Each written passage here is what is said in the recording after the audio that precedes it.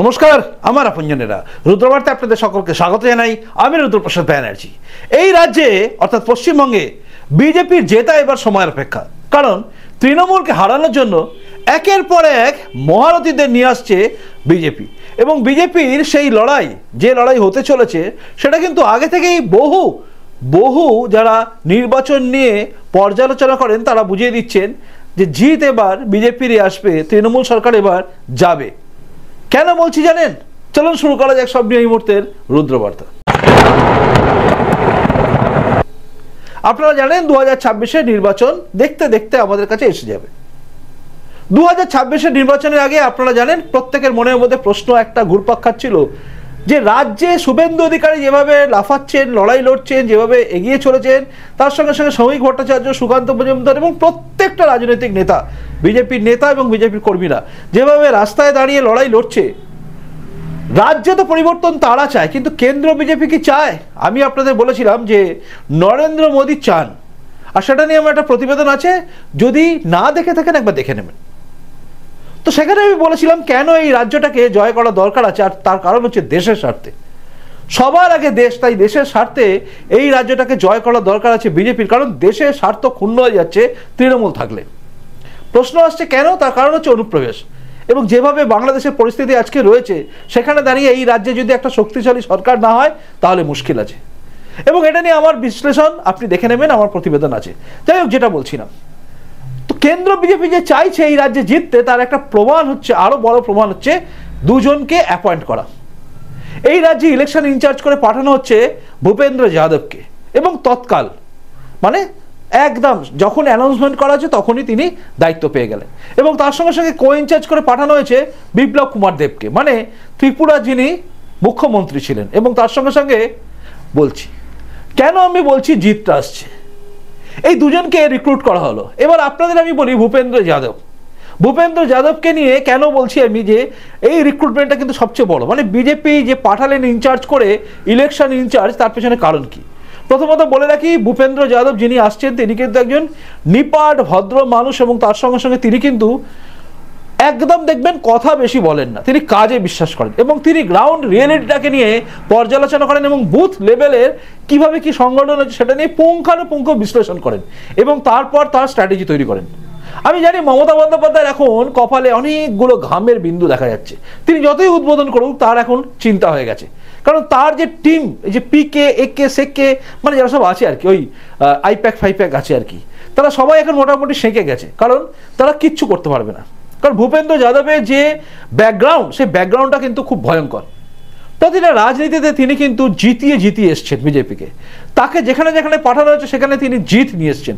শুধুমাত্র বিহারে 2015 নির্বাচন ছাড়া বাকি সব জায়গায় তার জিত। তার ট্র্যাক রেকর্ডটা যদি আমি আপনাদের সামনে নিয়ে আসি, আপনি বুঝে যাবেন যে ভূপেন্দ্র যাদবকে কেন পাঠানো হচ্ছে। কেন আমি বারবার বলছি যে কেন্দ্র বিজেপি চাইছে এই রাজ্যে বিজেপি জিতবে এবং ক্ষমতা এই তৃণমূল সরকার সরে যাবে। কেন বলছি?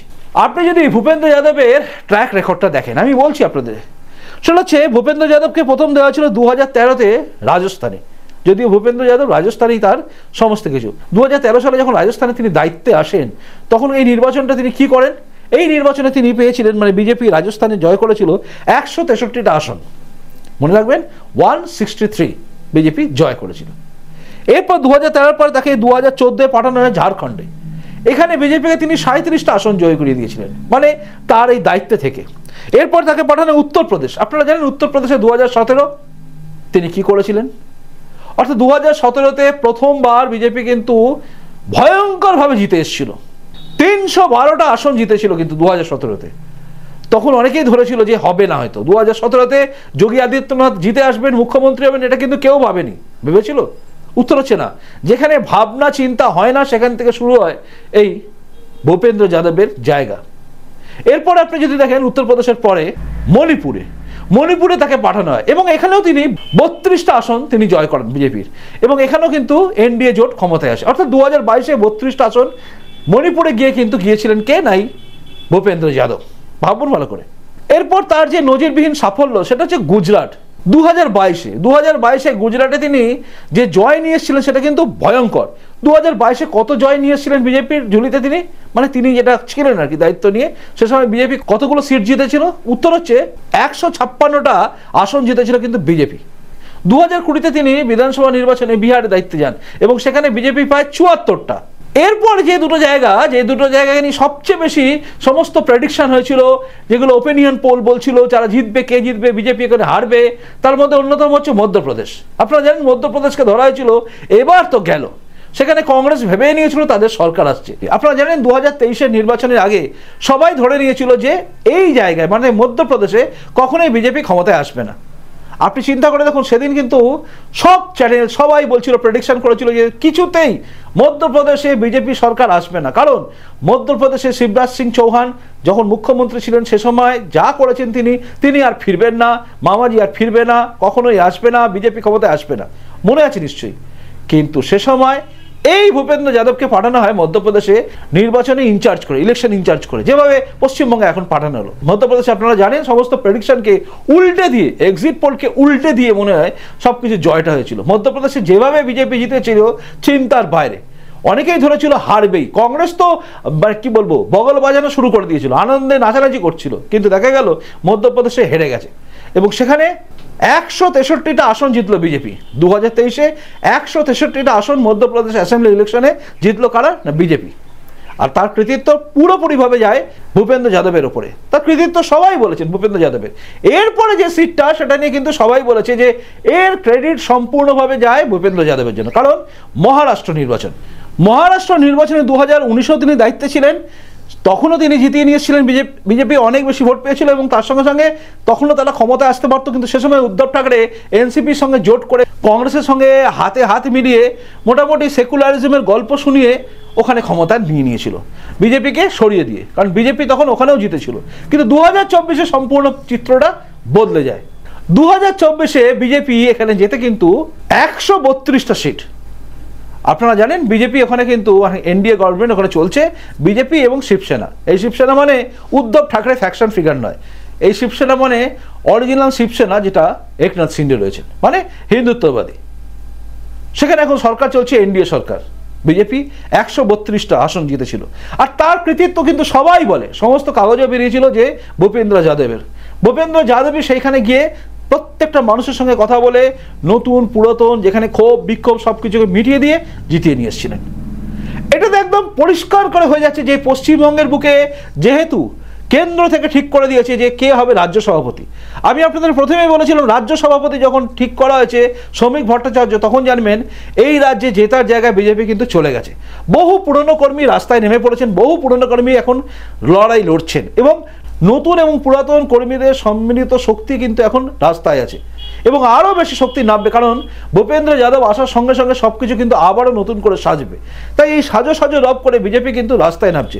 তার সঙ্গে আবার যুক্ত হয়েছে বিপ্লব কুমার দেব, যিনি সহকারী হিসেবে এসছেন, অর্থাৎ এই রাজ্যে ইলেকশন ইনচার্জ যিনি হয়ে এসছেন ভূপেন্দ্র যাদব, তার সঙ্গে কো ইনচার্জ হয়ে এসছেন কিন্তু বিপ্লব কুমার দেব।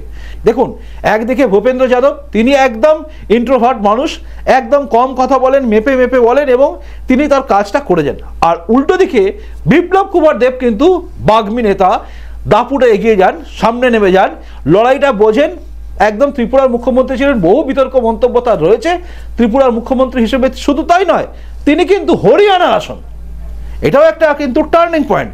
হরিয়ানায় তিনি যখন ইনচার্জ হয়ে দায়িত্বে যান, হরিয়ানা ইলেকশনে কিন্তু তিনি দায়িত্বে গিয়েছিলেন এবং সেখানে বিজেপি কিন্তু জিতে এসছে। হরিয়ানাটাও লোকে ভেবেছিল বিজেপি এবার হারবে, কিন্তু সেখানে বিপ্লব কুমার দেবকে পাঠানো হয়। অর্থাৎ কেন্দ্র বিজেপি কিন্তু বুঝে গেছে কাদের দিয়ে চলবে। আর একটা কম্বিনেশন 53-56 এই বয়সের মধ্যে দুজন কিন্তু এই রাজ্যে দায়িত্বে এসছেন, মানে বয়স হচ্ছে ভূপেন্দ্র যাদব হচ্ছে প্রায় 56 বছর বয়সী আর বিপ্লব কুমার দেব হচ্ছেন 53 বছর বয়সী। অর্থাৎ লড়াইয়ের জায়গাটা কিন্তু তারা করবেন। বিভিন্ন নিউজ চ্যানেলে প্রশ্ন এসে গেছে যে এবারে কি হবে। কৈলাস বিজয়বর্গী যেভাবে এই রাজ্যে ক্ষমতায় আনতে পারেনি, ভূপেন্দ্র যাদব কি পারবে? কিন্তু ট্র্যাক রেকর্ড যা বলছে ভূপেন্দ্র যাদবের, এবং যেভাবে বিপ্লব কুমার দেবকে আনা হয়েছে, দুজনকে যে আনা হয়েছে তার পেছনে বড় উদ্দেশ্য হচ্ছে এই রাজ্যে জেতা।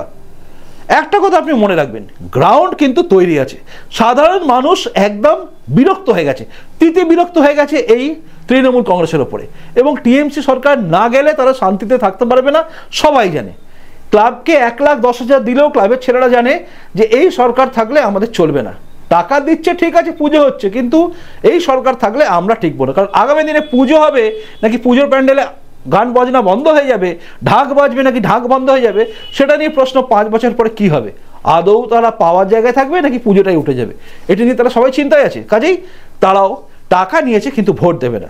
সাধারণ মানুষ বিরক্ত, ঘুষ দেওয়া, তারপরে যা যা হচ্ছে এখানে সব দেখে তারা বিরক্ত।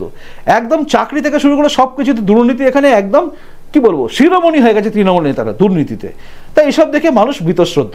এবং তার সঙ্গে সঙ্গে এই যে নেতাদের সামনে আসা আর লড়াই যেখানে লড়ছে বিজেপি, লড়াই যেখানে লড়ছে বিজেপি, একদম শুভেন্দু অধিকারী দাপটের সঙ্গে লড়ছে, জমি কামড়ে ধরে লড়ছে বিজেপি। এবং প্রত্যেকটা কর্মী, বুথ স্তরের কর্মীরা কিন্তু লড়ছে। এবং এখন বুথে জল মেশানোটাও কিন্তু টাফ হয়ে গেছে, কারণ সব কিছু তারা নজর রাখছে। অর্থাৎ কেন্দ্র বিজেপি পুরোপুরি নজর রাখছে প্রত্যেকটা বিজেপি কর্মী কি কাজ করছে না কাজ করছে তার উপরে। কোথাও ফাঁকি দেওয়ার, বুথে ভূত মানে বুথ কমিটির জায়গায় ভূত কমিটি বসানো, এসব গল্প শেষ হয়ে গেছে। বুথে যে ওই দুধে জল দেওয়ার মতো কাজ হবে সেটাও শেষ। তাই সব দিকে নজর রয়েছে কেন্দ্র বিজেপির এবং সব দিকে নজর রয়েছে রাজ্য বিজেপি। সমস্ত কর্মীরা লড়াইয়ের ময়দানে আছে, তারা জানে এই লড়াই হবে আর পারের লড়াই। আর তার মধ্যে ভূপেন্দ্র যাদব, বিপ্লব কুমার দেবকে পাঠানো সাপে বর। আর মমতা বন্দ্যোপাধ্যায় কিন্তু এবার চিন্তা বাড়লো। কি বলেন? এই লড়াই বিজেপির কাছে কিন্তু প্লাস পয়েন্ট, কারণ এটা শুধু বিজেপির নয়, সমস্ত সাধারণ মানুষের কাছে আর পারের লড়াই, মানে হয় এবার নয় নেভার লড়াই হচ্ছে। আর তৃণমূল কংগ্রেস টিকে থাকার জন্য লড়বে। দুটোর মধ্যে তফাৎ আছে, তাই না? জানাবেন আপনি কি ভাবছেন। সম্পূর্ণ প্রতিবেদনটা দেখার পরে যদি মনে আপনার ভালো লেগেছে, লাইক করবেন এবং শেয়ার করে সবার কাছে পাঠাবেন। কারণ সবাইকে জানানো দরকার, সবাইকে জাগানো দরকার যে রাস্তায় নামছে বিজেপি, কেন্দ্র ভাবছে পরিবর্তনের দরকার আছে, এই সরকার যাবেই। ভালো থাকবেন, দেখা হচ্ছে পরের রুদ্রবার্তায়। প্রত্যেকে কিন্তু কমেন্টস করবেন। আর নতুন এসে থাকলে এই চ্যানেলটা সাবস্ক্রাইব করে আমার আপনজন হয়ে তারপর যাবেন। খুব ভালো থাকুন, দেখা হচ্ছে পরের রুদ্রবার্তাতেই।